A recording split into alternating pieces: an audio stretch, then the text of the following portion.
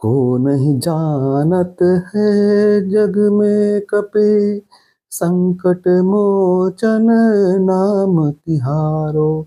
जी हाँ, आज है बड़ा मंगल।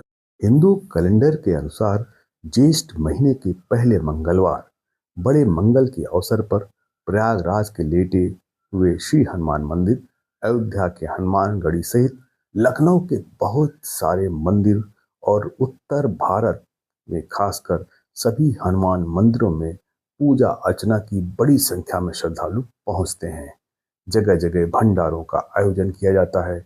खास तौर के उत्तर भारत में हनुमान मंदिरों में श्रद्धालुओं की भारी भीड़ होती है। ज्येष्ठ महीने के हर मंगलवार को बड़ा मंगल के रूप में मनाया जाता है। इसे बड़ा मंगल या बुढ़वा मंगल के नाम से भी जाना जाता है। इस दिन हनुमान मंदिरों में जाकर भक्त विशेष रूप से पूजा अर्चना करते हैं। साथ ही साथ भंडारे और प्रसाद का वितरण की भी परंपरा है। आज इस पावन पर्व पर हम आपको लखनऊ स्थित अलीगंज श्री महावीर हनुमान मंदिर, एक प्राचीन मंदिर है, उसके दर्शन भी कराते हैं और साथ ही साथ उस मंदिर के प्राचीन इतिहास के बारे में करेंगे थोड़ी चर्चा। ये इतिहास एक पंफलेट जो कि अलीगंज श्री महावीर जी ट्रस्ट लखनऊ के द्वारा जारी किया गया है और उसका मुद्रण किया है प्रकाश पैकेजर्स लखनऊ ने, और इसमें साभार लिखा है कल्याण हनुमान अंक। इस प्राचीन मंदिर के इतिहास के कुछ भागों की चर्चा हम यहाँ पर करेंगे। दोस्तों, आप जो दर्शन कर रहे हैं ये हैं श्री महावीर हनुमान मंदिर, अलीगंज लखनऊ। और बड़े मंगल में इस प्राचीन मंदिर की बहुत महत्ता है। आइए चलते हैं, बात करते हैं प्राचीन इतिहास के बारे में।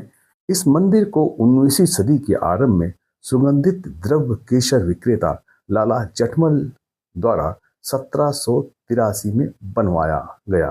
डॉक्टर योगेश प्रवीण की पुस्तक लखनऊ नामा के अनुसार इसका मुख्य मंडप 6 मई सन 1783 को बनकर तैयार हुआ। इसका शोध दिया हुआ प्रसिद्ध इतिहासकार डॉक्टर योगेश प्रवीण की पुस्तक लखनऊ नामा के पृष्ठ संख्या 5 पर। गीता प्रेस गोरखपुर द्वारा प्रकाशित पुस्तक कल्याण के श्री हनुमान अंक यानी 49वें वर्ष का विशेषांक के 37वें पुनः मुद्रक संवत 2079 सन 2022 के पृष्ठ संख्या 424 से 425 में अलीगंज श्री महावीर हनुमान मंदिर के पौराणिक महत्व का विस्तार से वर्णन किया है, जो निम्न है। यहाँ अलीगंज का श्री हनुमान मेला विख्यात है।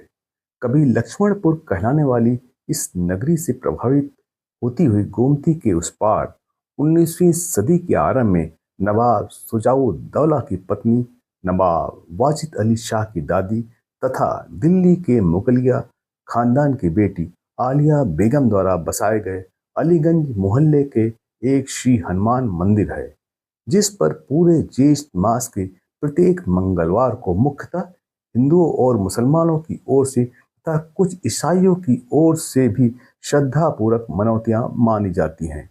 चढ़ावा चढ़ाया जाता है और उन्हें प्रसाद दिया जाता है। लखनऊ के मुहर्रम और अलीगंज का महावीर मेला, ये ही दो सबसे बड़े मेले होते हैं। मेले में लगभग एक सप्ताह पहले से ही शहर के दूर दूर भागों से आकर हजारों लोग केवल एक लाल लंगोटा पहने सड़कों पर पेट के बल लेट लेट के दंडवती परिक्रमा करते हुए मंदिर जाते हैं। श्री हनुमान जी के इस मंदिर का महत्व या मान्यता इतनी अधिक है कि लखनऊ में ही नहीं, दूर दूर तक जहां भी श्री हनुमान जी का कोई नया मंदिर बनता है, वहां उसकी मूर्ति के लिए पोशाक, सिंदूर, लंगोटा, घंटा, छत्र आदि यहाँ से बिना मूल्य दिए जाते हैं और तभी वहां की मूर्ति स्थापना प्रमाणित मानी जाती है। कुछ पौराणिक तथ्यों के अनुसार रामायण काल में इसका आदि स्रोत महानगर कॉलोनी में हीवेट पॉलिटेक्निक के निकट स्थित हनुमान बाड़ी में था।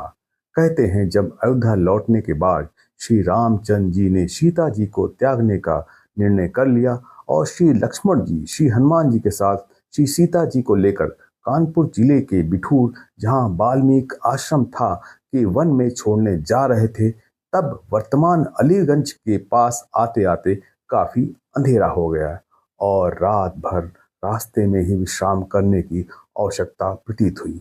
अतः वे तीनों रास्तों में ही सोच विचार के लिए रुक गए। जिस स्थान पर वे रुके थे वहां ही वे पॉलिटेक्निक के बगल से पुराने अलीगंज मंदिर को जाने वाली सड़क पर एक बड़ा सा बाग था।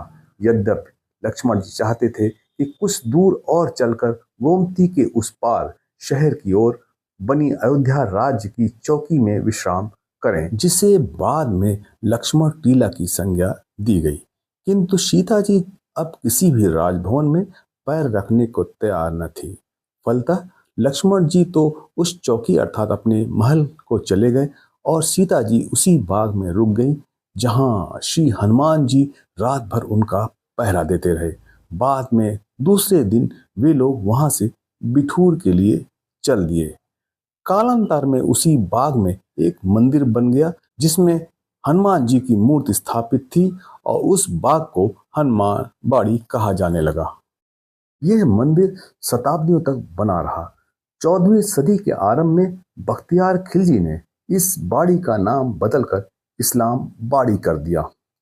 इसके बहुत दिनों बाद सन 1792 से 1802 के बीच अवध की तत्कालीन नवाब मोहम्मद अली शाह की बेगम रबिया के जब कई वर्षों तक कोई संतान नहीं हुई और बहुत से हकीम वैद्यों की दवाइयों तथा पीर फकीरों की दुआओं ने भी जवाब दे दिया, तब कुछ लोगों ने उन्हें इस्लाम बाड़ी के बाबा के पास जाकर दुआ मांगने की सलाह दी।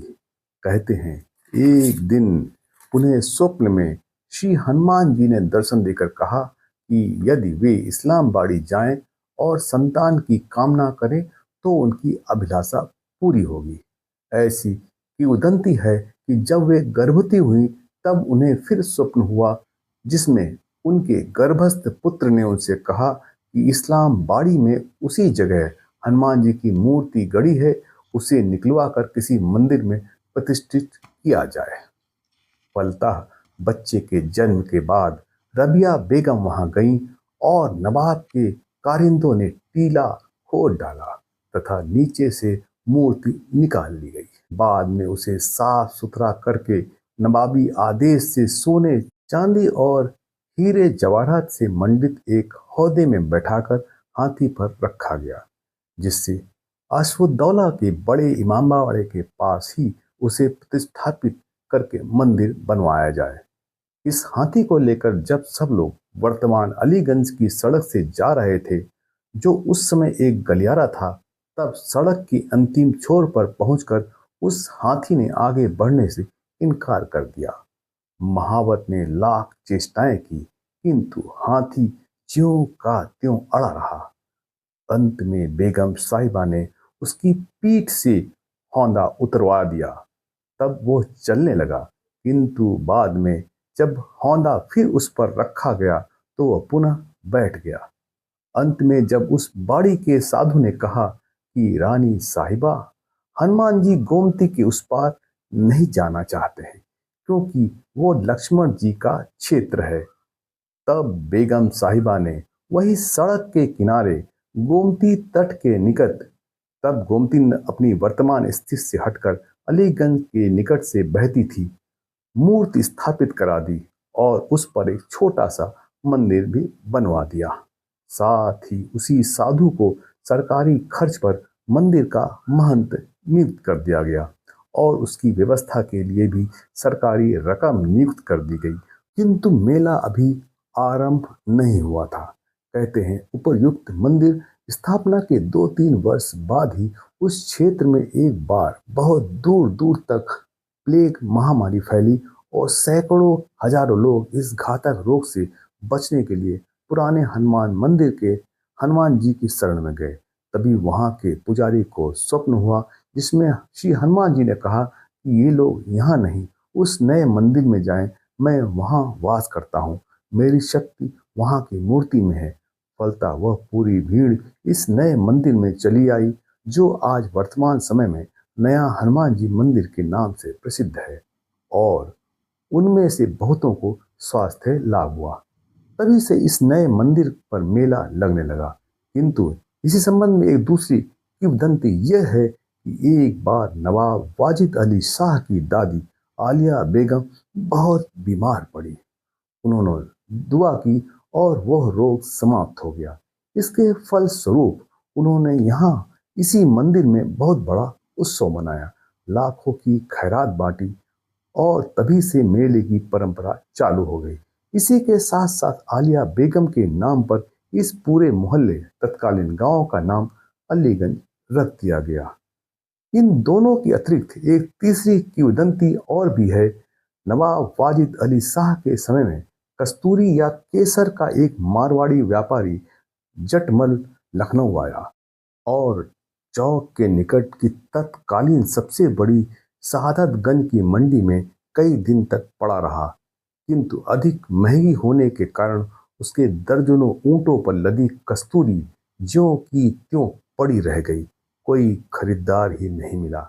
ज्ञातव्य है कि इस मंडी की प्रशंसा बड़ी दूर दूर तक थी। फारस, अफगानिस्तान तथा कश्मीर आदि से मेवों, फलों और जेवरात आदि के बड़े बड़े व्यापारी वहां आते थे। मारवाड़ी व्यापारी बड़ा निराश हुआ और लोगों से कहने लगा कि अवध के नवाबों का मैंने बड़ा नाम सुना था, किंतु वो सब झूठ निकला।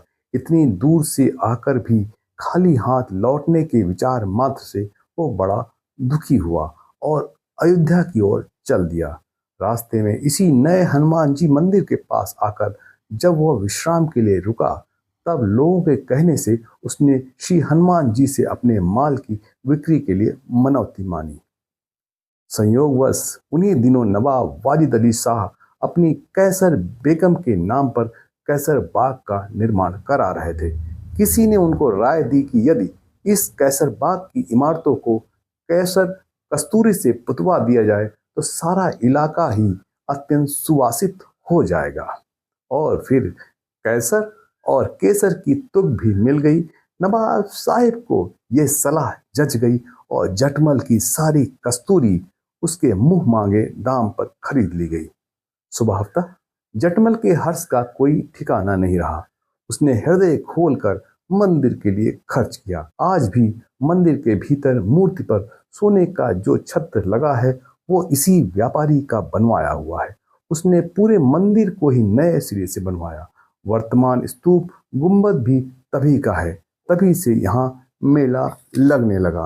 आज इस पावन पर्व पर लखनऊ के सभी मंदिरों में श्रद्धालुओं की भारी भीड़ उमड़ी पड़ी हुई। जगह जगह लखनऊ में महावीर हनुमान जी के मूर्तियों की अनेक प्रकार, अनेक रूप प्रदर्शित हैं। छोटे रूप में, बड़े रूप में, संत रूप में, महाबली के रूप में। पंक्तियां याद आती हैं। सूक्ष्म रूप धर सिंह दिखावा, विकट रूप धरि लंक जरावा, भीम रूप धर असुर सहारे, रामचंद्र के काज संवारे। एक चीज और है, श्री हनुमान जी के जप करने से यानी हनुमान चालीसा का पाठ करने से बहुत सारे रोग दूर किए जा सकते हैं।